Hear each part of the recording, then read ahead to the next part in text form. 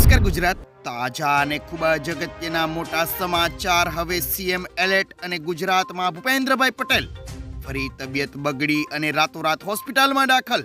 ગુજરાતમાં સભાઓ કરાવી બંધ અને પીએમ નરેન્દ્ર મોદી જેવા સમાચાર જાણતા પહેલા તમે જો ચેનલમાં નવા હો તો ખાસ મિત્રો આપણી ચેનલને ફટાફટ સબસ્ક્રાઇબ કરી લેજો, કારણ કે રોજના તાજા અને મહત્વના સમાચાર આખો દિવસના સમયસર અમે તમને આપતા રહીશું. વિડીયો પસંદ આવે તો લાઈક કરી દેજો અને વધુને વધુ આપના મિત્રોને ઝડપથી મોકલી આપજો. હવે દેશના વડાપ્રધાને કર્યા આકરા પ્રહાર. પીએમ નરેન્દ્ર મોદી તમિલનાડુના પ્રવાસે હતા. અહીં કોઈમ્બતુરમાં તેમણે કહ્યું કે જ્યારે દેશમાં કોંગ્રેસની સરકાર હતી ત્યારે કયો પક્ષ સત્તામાં હતો તેના આધારે રાજ્યમાં ભેદભાવ થતો હતો, પરંતુ એનડીએ સરકાર સબકા સાથ સબકા વિકાસના વિઝન પર કામ કરી રહી છે. અમે કહીએ છીએ કે વિકસિત ભારત માટે વિકસિત તમિલનાડુ. તેથી જ અમે છેલ્લા 10 વર્ષમાં તમિલનાડુના વિકાસો માટે લાખો અને કરોડો રૂપિયાનું રોકાણ કર્યું છે.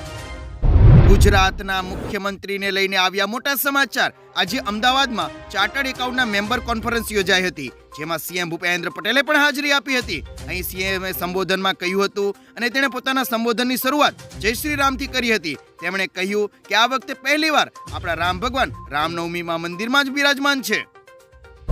આગળના મહત્વના સમાચાર પર એક નજર કરીએ તો બીજેપીના ઉમેદવાર પુરુષોત્તમ રૂપાલા લોકસભા ચૂંટણી માટેની ટિકિટ પરત ખેંચવાની માંગને લઈને ક્ષત્રિય સમાજ 14મી એપ્રિલે રાજકોટના રતનપર ખાતે ક્ષત્રિય અસ્મિતા સંમેલનનું આયોજન કરશે, જેમાં રાજ્યભરમાંથી મોટી સંખ્યામાં ક્ષત્રિયો હાજર રહેશે. સંમેલન માટે રાજ્યના વિવિધ શહેરોમાંથી 500થી વધુ બસો અને 1000થી વધુ ગાડીઓ લઈને લાખોની સંખ્યામાં ક્ષત્રિયો રાજકોટ પહોંચશે તેવી ધારણા કરાય છે. આગળના ચિંતાજનક સમાચાર. ફરી તબિયત બગડી અને હોસ્પિટલમાં દાખલ. સંત અને કથાકાર પ્રેમાનંદ મહારાજની તબિયત શુક્રવારે સાંજે અચાનક બગડી હતી. તેમને છાતીમાં દુખાવો થવા લાગ્યો. ત્યારબાદ તેમણે રામકૃષ્ણ મિશન હોસ્પિટલમાં દાખલ કરવામાં આવ્યા હતા. ડોક્ટરોએ જણાવ્યું અહીં તેમનો ઇકો કરવામાં આવ્યો હતો. રિપોર્ટ નોર્મલ આવતા તેને થોડા સમય પછી હોસ્પિટલમાંથી રજા પણ આપવામાં આવી હતી. આપને જણાવી દે મિત્રો કે સંત પ્રેમાનંદ મહારાજની બંને કિડની 17 વર્ષથી ખરાબ છે.